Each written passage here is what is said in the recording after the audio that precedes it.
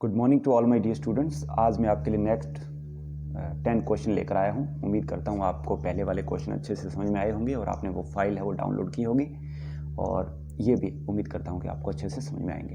तो first question से शुरुआत करते हैं। आज का जो पहला क्वेश्चन है, क्वेश्चन नंबर 21।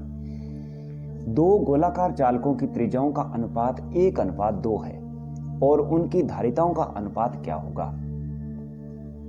ऐसा क्वेश्चन हमने कल एक लास्ट क्वेश्चन किया था। गोलाकार चालक की जो धारिता होती है C, वो होता है किसके इक्विवेलेंट? 4πε0 इंटू R के बराबर।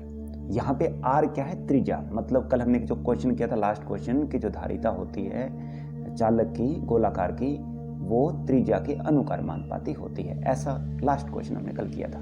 ये सेम वैसा ही क्वेश्चन है। इसके अंदर क्या दिया हमें? दो चालकों की त्रिज्याओं का अनुपात दिया है 1:2। तो मैंने क्या लिया? मैंने इसी फॉर्मूले के अंदर पुट कर लिया। पहले को मैंने मान लिया C1, उसकी जो धारिता होगी वो ये वाली होगी, जो रेड में लिखा मैंने 4πε0 इंटू R1, और जो दूसरा ले लिया वो C2 ले लिया, उसको मैंने ब्लू में लिखा है C2 = 4πε0 इंटू R2। R1 और R2 ये होगी त्रिज्याएं इनका। क्योंकि आपको क्वेश्चन में दिया अनुपात ज्ञात करना है धारिताओं का, तो इन दोनों का बटा किया। बटा मैंने किया तो मेरे पास क्या हुआ?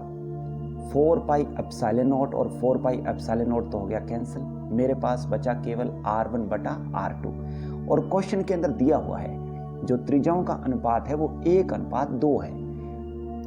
तो मतलब R1 1 है और R2 2 है, तो मेरे पास धारिताओं का अनुपात क्या आया? धारिताओं का अनुपात आया 1/2, मतलब कि 1:2।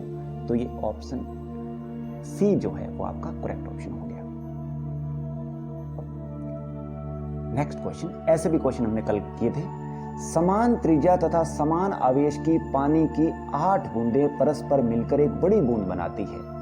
बड़ी बूंद की धारिता प्रत्येक छोटी बूंद की धारिता की तुलना में क्या होगी? ये नीचे कुछ ऑप्शन दिए, वो हमें चूज करने हैं। तो गोलाकार चालक की धारिता कितनी होती है? थोड़ी देर पहले किया है अभी। गोलाकार चालक की जो धारिता होती है C = 4πε0 इंटू R। तो मैंने क्या मान लिया? छोटी बूंद की मैंने जो धारिता मान ली वो मान ली मैंने ये CS मान लिया, उसको S फॉर स्मॉल, 4πε0 छोटा r, ये मैंने रेड में लिखा है। बड़ी बूंद की धारिता जिसको मैंने ब्लू में लिखा है उसको मैंने L मान लिया, बड़ा L मतलब लार्ज। तो Cl मेरे पास हो गया 4πε0 इंटू बड़ा R, कैपिटल R। तो अब क्या करना है? इसके अंदर क्वेश्चन के अकॉर्डिंग आपको किया है। मैंने कल आपको बताया था कि जिसमें तुलना करनी हो, अनुपात निकालना हो, तो उनको आप डिवाइड कर दो दोनों इक्वेशनों को। तो इसमें भी मैं यही करूंगा। Equation number 1 and equation number 2 को मैंने कर दिया डिवाइड किया, तो मेरे पास 4πε0 कैंसिल हो गया। मेरे पास बचा CS बटा CL बराबर स्मॉल r बटा कैपिटल R। अब मेरे को क्या करना है? कल भी ऐसा ही क्वेश्चन हमने किया था। छोटे r और बड़े r में हमें ज्ञात करना है रिलेशन, संबंध ज्ञात करना है। तो संबंध ज्ञात कैसे करना है? क्योंकि इसने दिया है बूंद, 8 छोटी छोटी बूंदें मिलकर बड़ी बूंद बनाती है, मतलब कि सभी छोटी बूंदों का जो आयतन है वो एक बड़ी बूंद के आयतन के बराबर हो जाएगा। तो मैंने यही किया। 8 छोटी बूंद का जो आयतन है वो एक बड़ी बूंद के आयतन के बराबर ले लिया। क्योंकि बूंद है गोलाकार, तो गोले का आयतन होता है 4/3 पाई r की 3। तो छोटी बूंद के लिए मैंने ले लिया 4/3 पाई छोटा r की 3, और बड़ी बूंद के लिए ले लिया 4/3 पाई बड़ा r की 3। छोटी बूंद वाली साइड को मैंने 8 से गुणा किया, क्योंकि 8 बूंदें मिलकर एक बड़ी बूंद बनाती है। तो ये देखो ध्यान से, अब इसमें आपको कल भी आपने यदि उसको ध्यान से वीडियो को अच्छे से देखा होगा तो अच्छे समझ में आ गया होगा। ये 4/3 पाई कैंसिल हो गया। मेरे पास बचा 8 into R³ = R³ capital R³। तो इस तरफ देखो 8 R³ बराबर R³ है। तो मेरे लिए क्या लूंगा मैं? कल भी मैंने ऐसा ही क्वेश्चन था, उसमें घनमूल लिया था। इसमें भी हम वैसा ही घनमूल लेंगे। तो मेरे पास बचा 2R = कैपिटल R। अब ये देखो क्या करना है। अभी थोड़ी देर पहले आप एक समीकरण छोड़कर आए थे ऊपर, ये देखो यहाँ पे समीकरण संख्या 3 CS बटा CL बराबर R बटा R। इस कैपिटल R की जगह जो मेरे पास अभी मान आया है वो मैं मान रख दूंगा। कैपिटल R की जगह मेरे पास मान जो आया है वो आया है 2R। ये देखो, ठीक है, capital R equal to 2 small r के बराबर है। तो इस समीकरण के अंदर वो मान रख दिया समीकरण 3 से। समीकरण 3 के अंदर रखा तो देखो क्या हुआ, ये मेरे पास हुआ r से r कैंसिल, मेरे पास बचा 1/2 CS बटा CL बराबर 1/2 और CS गुणा 2 बराबर CL। मतलब ये हुआ कि जो बड़ी बूंद की धारिता है वो किसके बराबर है, छोटी बूंद की धारिता का 2 गुना, छोटी बूंद की धारिता का 2 टाइम्स। तो ये आप देखो इसके अंदर से कौन सा ऑप्शन दिया है, छोटी बूंद की धारिता का 2 गुना। क्वेश्चन भी ध्यान से पढ़ो। समान त्रिज्या तथा समान आवेश की पानी की 8 बूंदें परस्पर मिलकर एक बड़ी बूंद बनाती है। बड़ी बूंद की धारिता प्रत्येक छोटी बूंद की धारिता की तुलना में होगी, क्या होगी, दुगनी होगी। तो ये भी क्वेश्चन आपका हो गया। नेक्स्ट क्वेश्चन, यदि एक संधारित्र को Q आवेश देने पर संग्रहित ऊर्जा W है तो आवेश दुगना करने पर संग्रहित ऊर्जा क्या होगी। देखो संधारित्र के अंदर जो संग्रहित ऊर्जा होती है U is equal to 1/2 Q² बटा C है। जहां पे Q है उसको दिया गया आवेश और जो C है वो है संधारित्र की धारिता। तो अभी आपको क्वेश्चन में क्या दिया, क्वेश्चन में दिया यदि ऊर्जा W हो तो आवेश Q दिया गया है तो ऊर्जा उसकी W है। तो मैंने ये इसके अंदर मान रख लिया। मेरे पास ये फर्स्ट इक्वेशन तो सेम ही बन गई, U की जगह W रखा तो मेरे पास बन गया W is equal to 1/2 Q² C। ये इक्वेशन नंबर फर्स्ट हो गई। अब देखो अब क्या करना है, अब मेरे को रखना है Q की जगह 2Q रखना है। क्वेश्चन क्या कह रहा है कि आवेश यदि दुगना कर दिया जाए तो इस Q की जगह 2Q रखा तो 2Q सारे का होल स्क्वायर बन गया और उसको मैंने सोल्व किया, वो मेरे पास बन गया 4Q²।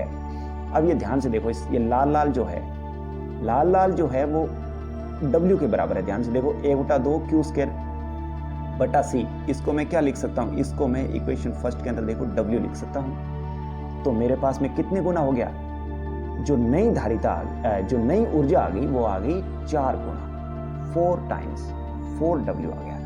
तो 4W आपका ऑप्शन दिया है B। तो ये हो गया आपका करेक्ट ऑप्शन। नेक्स्ट क्वेश्चन देखो, नेक्स्ट क्वेश्चन थोड़ा जो आपका मॉडल पेपर जो ये क्वेश्चन बैंक दिया उसमें थोड़ा रॉन्ग दिया है, तो ये यहाँ पे करेक्ट कर लेना। मैंने इसमें उसके अंदर यहाँ पे नहीं दिया हुआ, यहाँ पे सिर्फ लाइन्स दिया है, यहाँ पर भी लाइन दी है। तो यहाँ पे मैंने इसको एडजस्टमेंट कर लिया 1μF और यहाँ पे 1μF लिख लिया क्योंकि वो रॉन्ग दिया था। ठीक है, तो हमें क्या ज्ञात करना है इस क्वेश्चन के अकॉर्डिंग, इस क्वेश्चन के अकॉर्डिंग P और Q के बीच में तुल्य धारिता ज्ञात करनी है। बहुत अच्छा क्वेश्चन है ये, थोड़ा ध्यान से करना। देखो ध्यान से, मैंने ये डायग्राम बना लिया, ठीक है। तो इसमें देखो इधर मैंने पॉइंट ले लिया P और इधर ले लिया Q, ठीक है। बीच में मैंने, आप ध्यान से देखो, वहां पे तो सारा सारा 1 माइक्रोफैराड दिया था। मैंने इसको क्या ले लिया, थोड़ा समझने के लिए अच्छे से x1 x2 x3 x4 x5 ऐसे ले लिया। ये आपको इसके अंदर ध्यान से दिख रहा होगा। तो इसका मैंने इधर क्या बनाया है, तुल्य परिपथ बनाया है। अब ये तुल्य परिपथ कैसे बनाया है ये थोड़ा ध्यान से देखो। मेरे को 2 पॉइंट लेने हैं। देखो एक यहाँ पे P दिया है, एक यहाँ पे Q दिया है। आप इधर 2 पॉइंट ले लो, एक P ले लिया और एक ले लिया Q, ठीक है। उसके बीच में देखो 2 पॉइंट और दिए हैं, आप इधर दिए 2 पॉइंट और, 2 पॉइंट और कौन से दिए, एक दिया R और एक दिया S। आप किधर भी लिख लो, चाहे ऊपर लिख लो चाहे इसके नीचे लिख लो, ठीक है। मैंने R ऊपर लिख लिया, S नीचे लिख लिया। अब आगे कार्रवाई जो क्या करनी है, आगे कार्रवाई ये पहले आप पॉइंट ले लेना, सिर्फ ऐसे छोटे छोटे, ठीक है। पॉइंट लेने के बाद में अब ये बनेंगे जो नेक्स्ट जो है कार्रवाई अगली है, इसमें देखो क्या करना है। अब क्या करना है, देखो ध्यान से, P और R के बीच में क्या है, इधर देखो P और R के बीच में मेरे पास है x1, तो मैंने यहां पे लिखा x1, ये बड़ा, ठीक है। इसी प्रकार आप देखो P और S के बीच में क्या है, P और S के बीच में ये रहा P और ये रहा S, इसके बीच में मेरे पास में है X3, तो ये मैंने लिख लिया X3। नेक्स्ट है R और Q के बीच में, देखो क्या है R और Q के बीच में, तो R और Q के बीच में ये रहा R और ये रहा Q, इसके बीच में मेरे पास था X2, तो ये मैंने लिख लिया X2। और नेक्स्ट लास्ट S और Q के बीच में, देखो S ये रहा और Q रहा ये, इसके बीच में क्या है X4, तो इसको मैंने लिख लिया X4। Last but not least, ये बहुत इंपॉर्टेंट है, R और S के बीच में, R ये रहा और S ये रहा, इन दोनों के बीच में है X5। यहां पे मैंने 5 लिखा नहीं, मैंने सिर्फ ये निशान लगा दिया, ठीक है ना। तो अब देखो ध्यान से, क्योंकि ये सारे हमें क्वेश्चन के अंदर जो दिए थे 1 माइक्रोफैराड 1 माइक्रोफैराड 1 माइक्रोफैराड के दिए थे। वैसे तो आप ये सारा काम नहीं करते तो भी 1 1 लिख देते, नहीं पता नहीं लगता कि X1 कौन सा है X2 कौन सा है, कहीं दूसरी वैल्यू दी गई आ जाए, एक 1 दिया आ जाए और दूसरा 2 दिया आ जाए। तो अब क्या करना है, जो पॉइंट R और S है वो समान विभव के ऊपर है। समान विभव के ऊपर क्यों है, क्योंकि देखो X1 X2 X3 X4 सबका मान 1 माइक्रोफैराड है, तो इसलिए पॉइंट R और S हो गया समान विभव के ऊपर।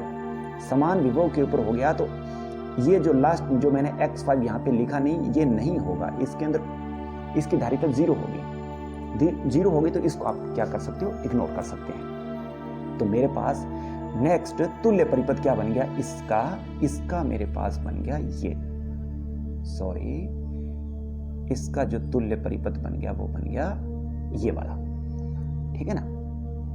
इसको देखो ध्यान से, इसके अंदर वो मैंने लिखा है उसको आप इग्नोर कर सकते हो, जो ये लिखा है ना ये सेम लिख दिया, इसके अंदर हटाना था ये, चलो कोई बात नहीं। अब देखो जो ये चित्र है, ये वाला डायग्राम जो है X1 और X2 श्रेणी क्रम में है, इसके बीच में देखो X1 और X2, ये बीच में आप नहीं लेना, ये हटा देना, मेरे से गलती से शायद इसमें रह गया। X1 और X2 दोनों किस क्रम में है, श्रेणी क्रम में। इसी प्रकार नीचे X3 और X4 ये भी किस क्रम में है, श्रेणी क्रम में। श्रेणी क्रम में धारिता क्या होती है, जैसे प्रतिरोध में तो डायरेक्ट जुड़ते हैं, R1 प्लस R2 हो जाता है, श्रेणी क्रम में जो धारिता होती है वो बटा होकर जुड़ती है। बटा होकर कैसे जुड़ेगी, ये देखो ऐसे जुड़ेगी, जो मैंने इधर रेड में किया ना, 1/X1 प्लस 1/X2, और इधर वाले के जुड़ेगी ऐसे 1/X3 प्लस 1/X4। क्योंकि सबका मान इसमें एक ही दिया है तो मैंने इसको कर लिया सॉल्व करने से मेरे पास आया 1/C1 = 2 और इधर आया 1/C2 = 2। क्योंकि मेरे को C1 निकालना है तो इसको उल्टा किया तो C1 मेरे पास में आया 1/2 माइक्रोफैराड और C2 आया, यहाँ पे आप 2 लिख लेना, C2 आया मेरे पास 1/2 माइक्रोफैराड। अब देखो ध्यान से, ये बन गया ऐसे। अब इसका नेक्स्ट एक तुल्य परिपथ और बन गया, इसका ये बन गया, जब इसको हमने इधर सॉल्व कर लिया तो ये बन गया। अब देखो C1 और C2 का आपके पास मान जो आया हाफ माइक्रोफैराड है, और ये दोनों किस क्रम में है। अब ये डायग्राम देखो आप, ये डायग्राम देखे तो दोनों ये समांतर क्रम में है। समांतर क्रम में जो धारिता होती है वो डायरेक्ट जुड़ती है, ठीक है। तो तुल्य धारिता मेरे पास कितनी आ गई, तुल्य धारिता मेरे पास C आ गई, C1 प्लस C2 = हाफ किया तो हाफ प्लस हाफ 1 माइक्रोफैराड आ गया। कितना आ गया, 1 माइक्रोफैराड। और अब हम चेक करते हैं आंसर, 1 माइक्रोफैराड आपका जो है वो P आंसर है, ठीक है। आप इसको PDF फाइल को डाउनलोड करके आराम से देखना, इसमें बहुत अच्छे से आपको समझ में आएगा। नेक्स्ट क्वेश्चन है 25। 2.1 वोल्ट का एक सेल 0.2 एम्पीयर की धारा देता है, यह धारा 10 ओम के प्रतिरोध से गुजरती है, सेल का आंतरिक प्रतिरोध क्या होगा। तो सबसे पहले इसका हम सर्किट डायग्राम बना लिए। एक 2.1 ओम की बैटरी होगी और इसके साथ बाह्य प्रतिरोध एक्सटर्नल रेजिस्टेंस आपके पास लगा है R = 10 ओम का। क्योंकि सेल है, सेल का कोई ना कोई आंतरिक प्रतिरोध होता है, उसको मैंने यहाँ पे छोटा r ले लिया ये, ठीक है। इसी आंतरिक प्रतिरोध का मान याद करना है। धारा आपको परिपथ में दे रखी है क्वेश्चन के अंदर ही 0.2 एम्पियर। तो ये मैंने क्या किया, ये मैंने सॉल्व किया ओम के नियम से। ओम का नियम बराबर क्या होता है, V इज इक्वल टू होता है IR, ठीक है। तो V is equal to I, यहां पे मैंने लिखा है R plus R। R plus R है तुल्य प्रतिरोध। तुल्य प्रतिरोध कौन सा, एक तो देखो ये R हो गया, और एक बैटरी के अंदर भी एक R हो गया, वो जो आंतरिक प्रतिरोध है। तो ये दोनों R किस क्रम में हो गए, दोनों R हो गए आपके श्रेणी क्रम में, और श्रेणी क्रम में जो कुल प्रतिरोध होता है वो डायरेक्ट जुड़ जाता है। तो मैंने लिख लिया R प्लस R, बड़ा R प्लस छोटा R। तो अब इसके अंदर डायरेक्ट वैल्यू रख दी, V की जगह मैंने रख दिया 2.1 इज इक्वल टू I की जगह मेरे पास दिया 0.2 एम्पियर, मल्टीप्लाई किया ब्रैकेट के अंदर 10 प्लस R, ठीक है। तो इस 0.2 को मैं उधर लेकर चला गया, इसको सॉल्व किया, पॉइंट से पॉइंट कैंसिल हो गया, 21/2 बराबर 10 प्लस R आया, 21/2 मतलब 10.5, 10.5, ये 10 माइनस जाकर उधर हुआ। तो आपके पास जो आंतरिक प्रतिरोध आया इसको हल करने पर 0.5 ओम, और 0.5 ओम आपका है डी आंसर, ये भी आपका हो गया। नेक्स्ट क्वेश्चन, छोटा सा क्वेश्चन है, जब बैटरी से जुड़ा तार धारा के कारण गर्म हो जाता है तो निम्नलिखित में से कौन सी राशियां नहीं बदलती है, अपवहन वेग, प्रतिरोधकता, प्रतिरोध और मुक्त इलेक्ट्रॉनों की संख्या।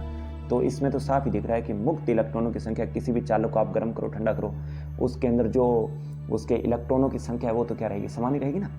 तो मुक्त इलेक्ट्रॉनों की संख्या नहीं बदलेगी, बाकी ये सब चीजें बदल जाती है। नेक्स्ट क्वेश्चन भी एक छोटा सा क्वेश्चन है, चित्र में दो भिन्न भिन्न तापों पर एक चालक के VI वक्रों को दर्शाया गया। VI वक्र से प्रतिरोध निकलता है, आपको पता ही है।